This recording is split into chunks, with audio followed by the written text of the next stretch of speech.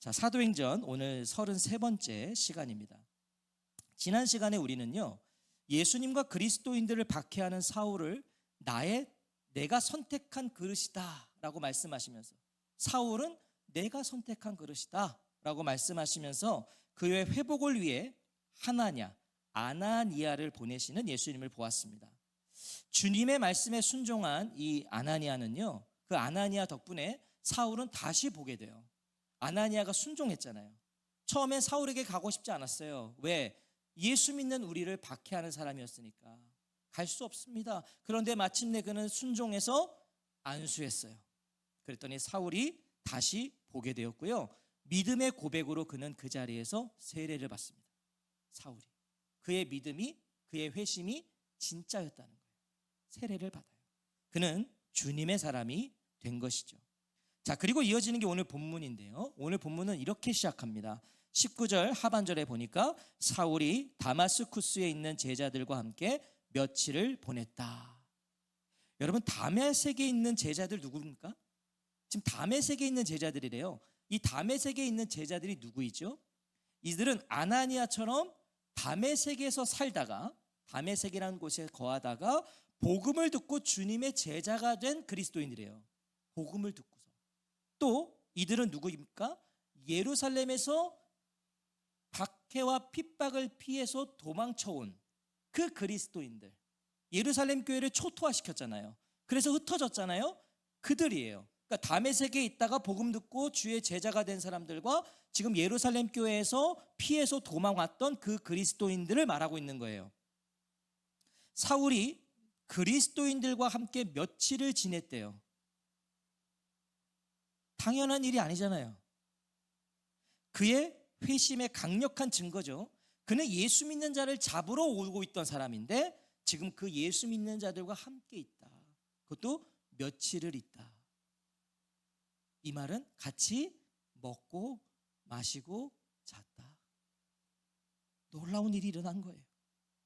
그런데 놀라운 건 사울만이 아닙니다. 자, 사울은 예수님을 인격적으로 만났고 예수님을 통해서, 예수님이 보내신 아나니아를 통해서 다시 눈을 뜨는 놀라운 체험을 했기 때문에 그는 그리스도인들과 함께 있을 수 있었겠지만, 반대로 생각해 보세요. 다메섹의 그리스도인들도 저는 너무 놀라운 거예요. 이 그리스도인들, 자신들을 박해하던 그 무시무시한 박해자를 지금 형제로 인정하고 있어요. 받아주는 거예요. 이건 정말 더 어려운 일 아닐까요? 저게 어떤 인간인지 알거든요. 저 인간이 혹시요, 이 가운데는 저 인간이 내 남편을 끌고 갔거든요. 그럴 수 있잖아요. 저 인간이 내 아이를 구타했거든요. 근데 그 사람들이 지금 사울을 형제로 받아들여 주는 거예요. 불편한 사람과 식사해 보셨어요? 저랑 먹는 게 불편하신가? 불편한 사람과는요, 한 끼 식사도 곤욕스러워요. 원영원 선생님 크게 웃으시는 거죠? 저랑 괜찮잖아요. 네. 저도요, 이렇게 좀 막 예전에 부목사 할 때는 담임 목사님하고 밥 먹는 건 최악이에요. 또 신방을 목사님 모시고 갔는데 고기를 먹는다는 최악이에요. 오래 먹어야 되잖아요. 굽고, 또 한 교회 목사님들은 또 체면 따져서 그런가 요만큼 드셔요. 얼마 드시지도 않아. 요만큼 드시고 나머지 송 목사 다 먹어. 와, 그렇게 맛있는 고기를 그렇게 맛없게 먹은 적은 별로 없는 것 같아요. 불편하고 양도 많고 곤욕스러워요. 그런데 이런 원수와 며칠을 함께 지낸다는 것은요, 불가능에 가까운 일이에요. 이 사울 원수거든요. 마태복음 5장 44절에서 예수님 이렇게 말씀을 하셨어요. 원수를 사랑하고 박해하는 사람들을 위해 기도하라고 그러셨어요. 자, 이 다메섹에 있는 그리스도인들은 그 주님의 말씀에 순종하고 있었던 거예요. 원수 사랑하고 박해하는 자를 위해 기도해라. 그러니까 이 다메섹의 그리스도인들이 얼마나 신앙이 좋은 거예요.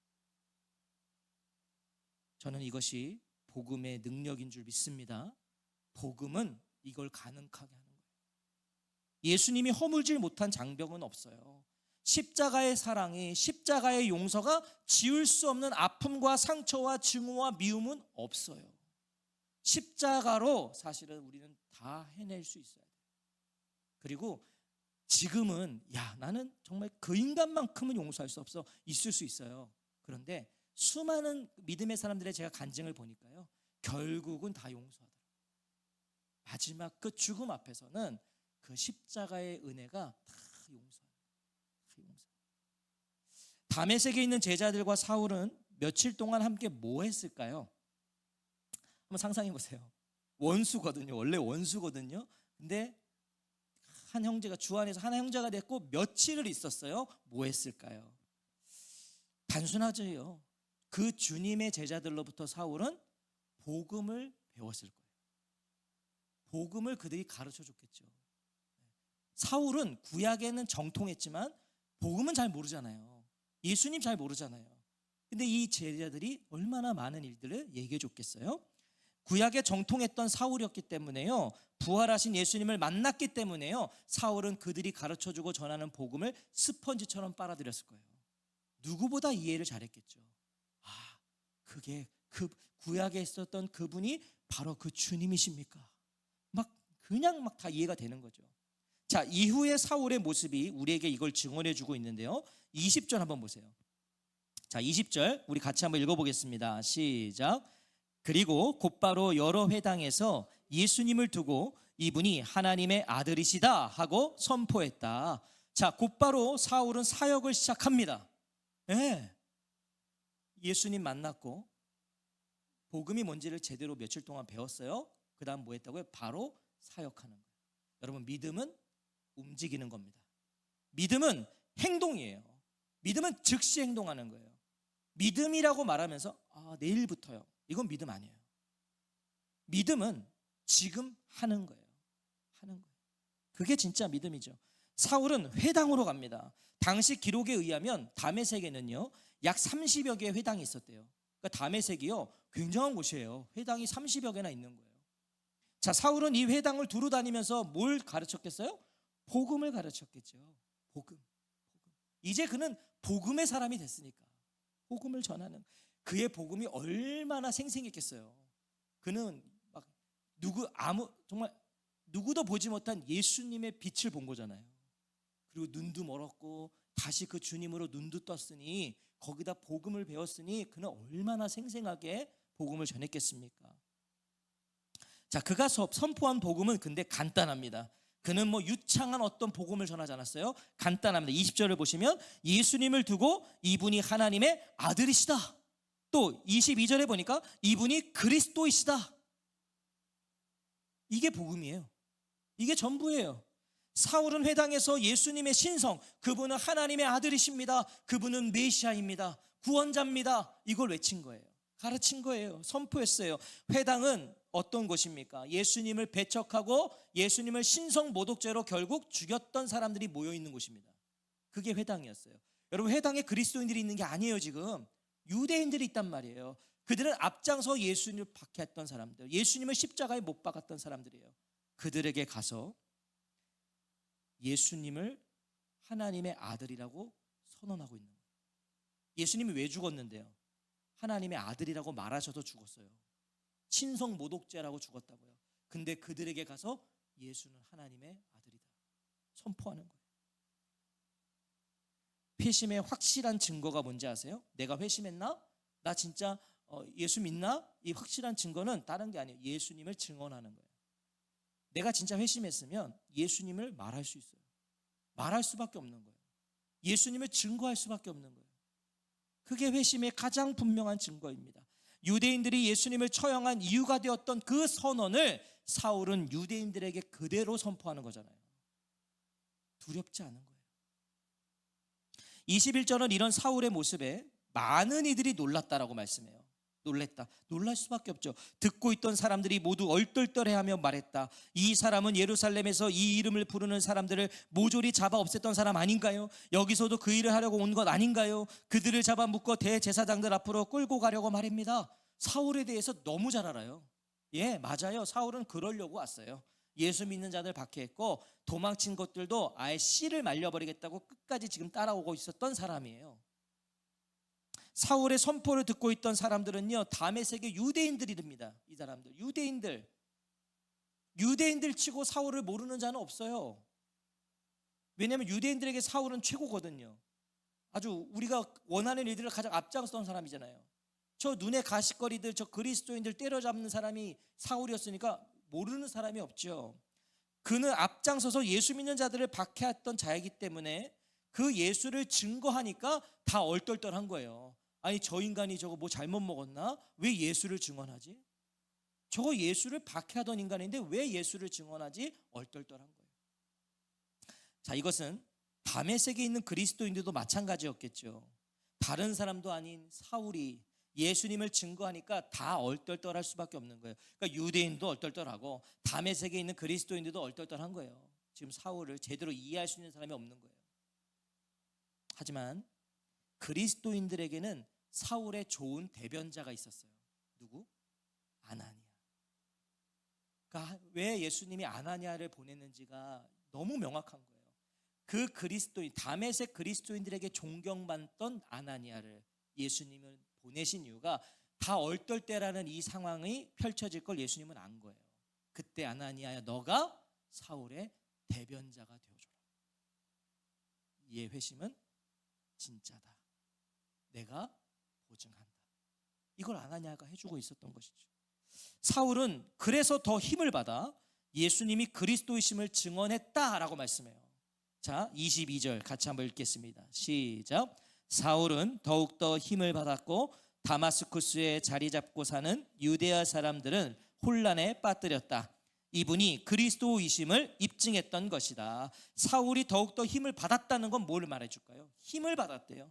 뭘 말해주겠어요? 믿음과 영적인 강건함을 의미하는 거예요. 믿음과 그가 영적으로 더 충만했다. 사울이 성령님의 충만함과 유대인들의 회심으로 더욱더 힘을 받았다는 거예요. 그의 복음을 듣고 유대인들이 회심했다는 거예요. 그러니까 얼마나 막 신나겠어요. 성도님들이 그렇게 행복하게 서로 막 반갑게 인사하는 것도 행복한데 이 가운데서 막 회심이 있고 한 영혼이 변화되면 얼마나 기쁘겠어요. 그거는 오늘 죽어도 여한이 없는 거죠. 그러니까 사울이 지금 막 힘이 나는 거예요. 사울은 회당 하나하나를 모두 이런 식으로 압도해버리기 시작합니다. 가서 복음 선포하니까 막 역사가 막 계속 일어나는 거예요. 자, 그런데 23절은요, 갑자기 사울의 이런 화려하고 의미 있고 영향력 있고 열매 있는 그 여러 날들을 생략해버려요. 자, 23절 보세요. 제법 여러 날이 지났을 때 유대아 사람들이 사울을 없애려고 함께 못된 일을 꾸몄다. 자, 여기서 이 여러 날은 한두 주를 말하는 게 아닙니다. 뭐 한두 달을 말하는 게 아니에요. 23절은 이 기간에 대해서는 함구하고 있어요. 그냥 여러 날이, 제법 여러 날이 지났대요. 근데 이게 얼마나 지났는지를 말하고 있지 않지만 바울은요, 이제 사울이 이제 뒤로 가면 바울로 등장하죠. 바울은 갈라디아서 1장 17절과 18절에서 이 여러 날을 증언하고 있어요. 갈라디아서에서요. 자, 제가 한번 읽어볼게요. 갈라디아서 1장 17절부터 18절인데요. 나보다 앞서 사도가 된 분들을 만나려고 예루살렘에 올라가지도 않았습니다. 나는 아라비아로 갔다가 다시 다마스쿠스로 돌아갔습니다. 그러고서 3년이 지나서야 게바와 안면을 트려고 예루살렘으로 올라갔습니다. 그리고 15일 동안 그와 함께 머물렀습니다. 자, 이 말씀을 제가 해석해 드려보면 23절에 제법 여러 날이 지났을 때에는 몇 년을 말하는 거냐면 3년의 시간을 말하는 거예요. 3년. 자, 3년. 머릿속에 3년을 딱 집어넣으세요. 회당을 돌며 예수님이 하나님의 아들이시다, 그분은 그리스도시다, 메시아시다, 구원자이시다를 선포하던 사울을 성령님은 3년 동안 아라비아 광야에 두신 거예요. 갑자기. 광야는 내 의지로 가지는 않는 곳이에요. 여기 광야로 가실 분들이 어디 있어요? 광야는 아무것도 없는 곳인데. 보통 성경에서 예수님도 광야를 성령께서 몰아내셨잖아요. 광야로. 사울도 성령께서 그를 아라비아 광야로 몰아내신 거예요. 3년 동안요. 3년 동안. 아라비아는 광야입니다. 다메섹의 남동쪽에 위치해 있는 다메섹의 경계와 맞닿아 있는 곳이었대요. 그러니까 그리 멀진 않은 건데 거기는 완전 광야예요. 제가 사진 좀 찾아보니까 진짜 아무것도 없는, 진짜 말 그대로 광야예요. 아무것도 없어요. 그 광야에서 사울은 무려 3년을 보낸 거예요. 자, 그럼 질문이 생기죠. 도대체 성령님은 왜 그를 광야로 보내셨는가? 질문이 생기셔야죠. 왜 그러셨을까요? 몰라요. 성경이 말씀을 안 하니까. 그러면 사울은 광야에서 3년 동안 뭐 했을까요? 자, 왜 그를 3년 동안 광야로 내모셨는지는 모르겠어요. 그런데 그가 그럼 3년 동안 뭐 했을까? 사울은 거기서 뭐 했을까? 광야는 아무것도 없잖아요. 아무것도 할 수 없어요. 내 힘으로는 살 수 없는 곳입니다. 그게 광야입니다. 내 힘으로 할 수 있는 게 없어요. 광야는 그래서 하나님을 바라보고 하나님을 의지할 수밖에 없는 곳입니다. 내 힘으로는 단 하루도 살아갈 수가 없거든요. 하나님 바라볼 수밖에 없는 거예요. 의지할 수밖에 없는 거예요. 하나님만을 찾을 수밖에 없는 곳. 그곳에서 하나님은요 3년 동안 사울과 함께 하신 거예요. 하나님 3년 동안. 자, 사역적으로만 보면요, 우리가 사역적으로만 보면 사울이 한창 회당에서 복음을 전하게 하시는 게 낫죠. 그렇지 않겠어요? 지금 사울이 회당에 가서 복음만 전하면 막 회심이 일어나거든요. 막 거기가 다 그냥 교회가 돼버리거든요. 지금 그리스도인으로 다 바뀌거든요. 그럼 이런 사역의 열매만 보면 사울을 3년 동안 광야에 놓는 건 손해예요. 더 많은 열매를 위해서는 그냥 냅두셨어야 돼요. 막 한창 복음의 부흥이 막 일어날 때 더 두셨어야 돼요. 3년이면 더 많은 복음의 열매들이 사울을 통해 맺어졌거든요. 결과로 보면 그렇잖아요. 하지만 하나님은 사울을 광야에 두신다고요. 왜? 하나님께는 위대한 사역보다, 대단한 열매보다 사울이 중요하셨기 때문이에요. 사울을 통해 막 열매는 있는데 하나님은 그 열매보다 사울이 중요하셨다고요. 사울이. 자, 이게 무슨 의미일까요?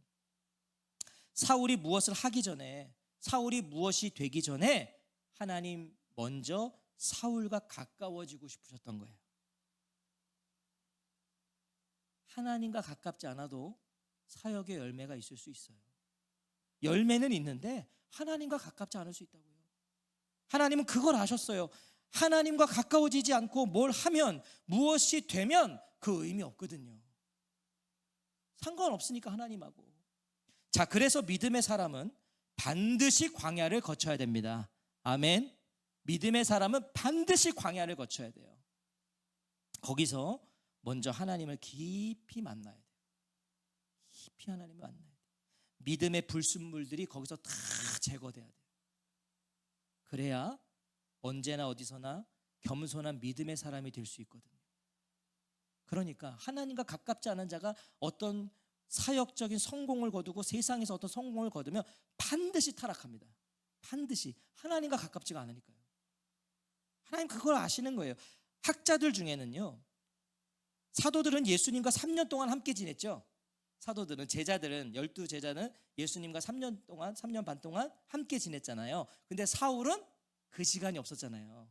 그래서 하나님이 3년 동안 그 시간을 가지신 것이다 라고 해석하는 학자들도 있어요. 뭐 의미 있는 것 같아요. 자, 이유가 뭐든 사울은 아라비아 광야에서 하나님과의 3년을 보냅니다. 그리고 다시 다메섹으로 돌아온 거예요. 3년을 보내고서. 자, 그런데 다메섹의 공기가 달라져 있었어요. 자, 3년 전에는 사울이 회당 가서 복음만 전하면 역사가 일어났어요. 그런데 3년 만에 돌아왔더니 공기가 달라졌는데 23절을 보세요. 유대아 사람들이 사울을 없애려고 함께 못된 일을 꾸몄다. 유대인들의 얼떨떨함이 무엇으로 바뀌었어요? 적대감으로 변해 있는 거예요. 왔더니 사냥꾼이 이제 사냥감이 된 거예요. 자, 사울은 원래 사냥꾼이었죠. 그리스도인 때려잡는 사냥꾼이었는데 이제 돌아와 봤더니 자기는 사냥감이 된 거예요. 그들은 사울의 회심을 당연히 유대교에 대한 배교로 본 겁니다. 저거 유대교를 배신했다. 저거 그리스도교로 갔다. 저거 그리스도인이 됐다. 배교다. 그리고 그가의 복음 전파로 인해서 이 유대인들이 자꾸 회심을 하니까, 개종을 하니까 그들이 이건 더 이상 우리가 내버려둬서는 안 된다 여긴 거예요. 죽이자는 거예요. 죽이자. 9장 16절의 예언대로 사울에 대한 박해가 시작된 거죠. 9장 16절에 이런 예언이 있잖아요. 그가 내 이름을 위해 겪어야 할 온갖 일을 내가 직접 그에게 보여줄 것이다. 이 날이 온 거예요. 사울에게도. 사울은 예수님을 박해하는 자에서 이제 예수님으로 박해받는 자가 된 거예요. 예수를 박해하는 자가 그 예수 때문에 박해받는 자가 되었다. 세상의 관점으로 보면 이거 실패한 인생입니다. 실패한 인생이죠. 아시다시피 사울은 가문도 좋고요. 그는요, 오늘로 말하면 박사학위 소지자고요. 그는 뭐 남부러울 게 없는 사람이에요. 세상의 관점으로 봐도. 근데 그런 자가 지금 나락으로 떨어진 거예요. 세상에서 보면 이렇게 된 거예요. 저거 예수 믿더니 어이구 이렇게 된 거라고요. 유대인들의 지지를 얻으며 승승장구하던 인생이에요. 예수님 만나서 박해받는 자가 되었으니 이건 실패로밖에 볼 수가 없는 거예요. 실패했다.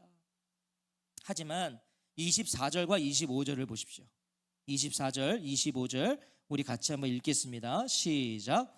그런데 그들이 꾸민 못된 일이 사울에게 알려졌다. 그들은 사울을 없애려고 성문들까지 밤과 낮으로 지키고 있었다.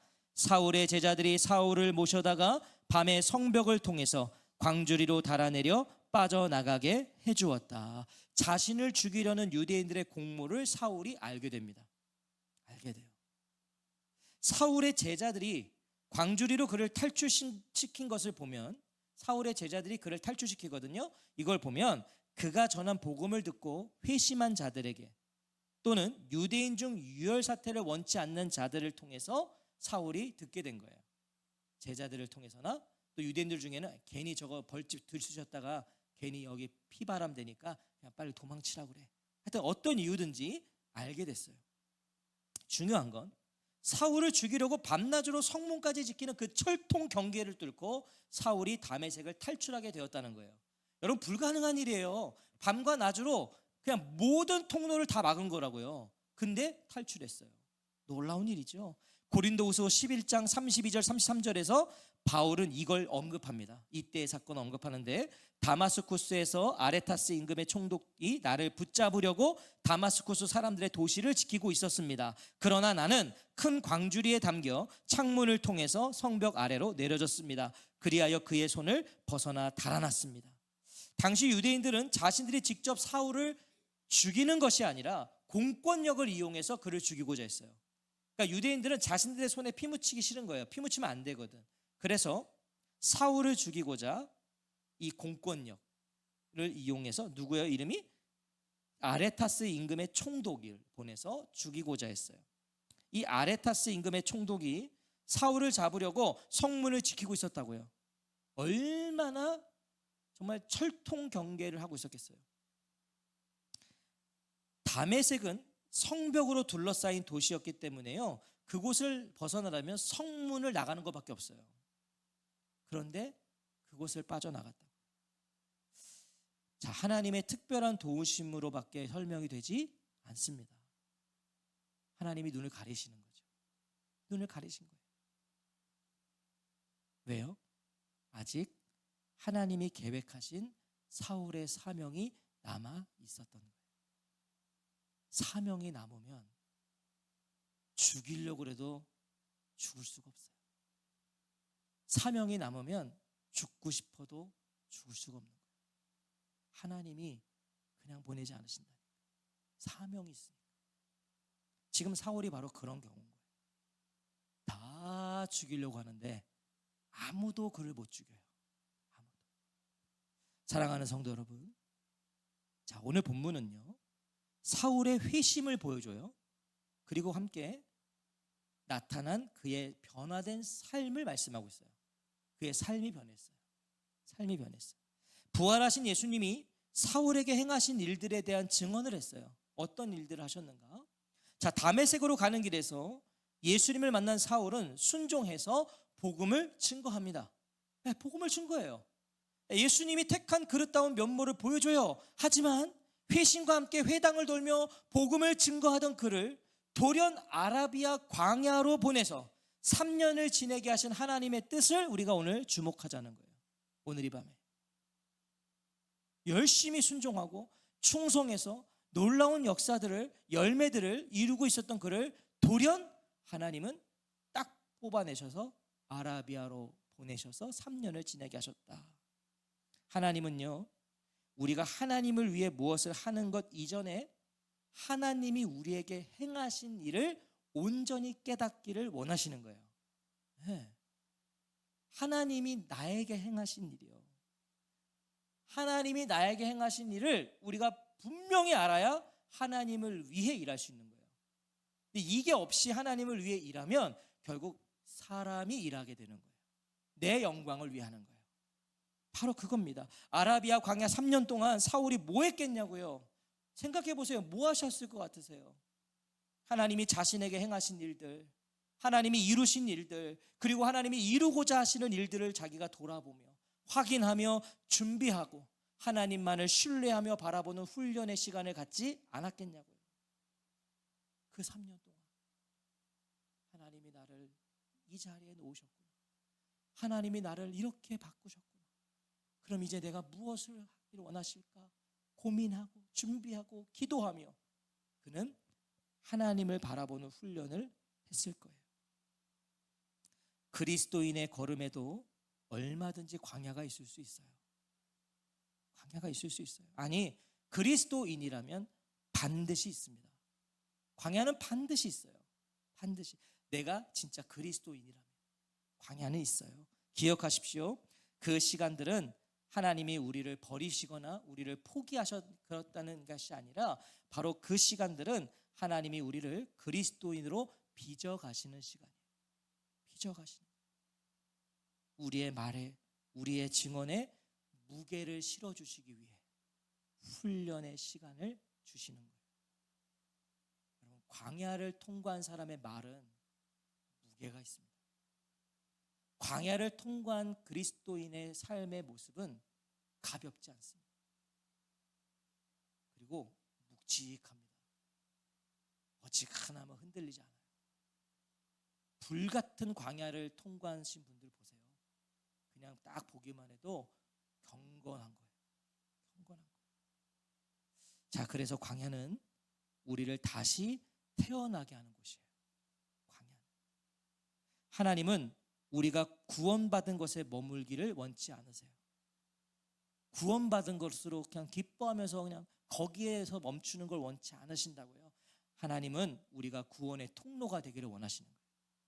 이제 내가 너를 통해 또 다른 누군가를 구원할 것이다. 그 통로가 되기를 원하신다는 걸 기억하면서 주어진 광야의 시간들을, 또 주어질 광야의 시간들을 걸어가는 저와 성도님들 되시기를 주의 이름으로 축원합니다. 오늘 광야에 계신 분 있을 거예요. 광야는 외로운 곳이고 아무것도 없는 곳이고 나만 혼자 덩그러니 있는 것 같아요. 어떤 분들은 내가 광야인 거예요. 내가 나를 보니 내가 광야예요. 어떤 분들은 자녀가 광야인 분들이 있어요. 어떤 분들은 배우자가 광야인 거예요. 어떤 분들은 지금 내 하루하루 먹고 사는 문제가 광야인 분도 있을 수 있죠. 불안한 내일이 광야일 수도 있고. 그런데 그 광야는 어떤 곳이에요? 하나님이 나를 빚어가시는 시간이다. 제가 단언한컨대 광야에 계시는 건 축복이에요. 왜냐하면 광야에 있을 때 하나님은 더 만나주시거든. 더 가까이 계시거든. 자녀가 아프면, 밤새 자녀가 끙끙 앓으면 부모님의 눈과 귀는, 모든 촉각은 그 자녀에게 가 있는 거예요. 바로 그거예요.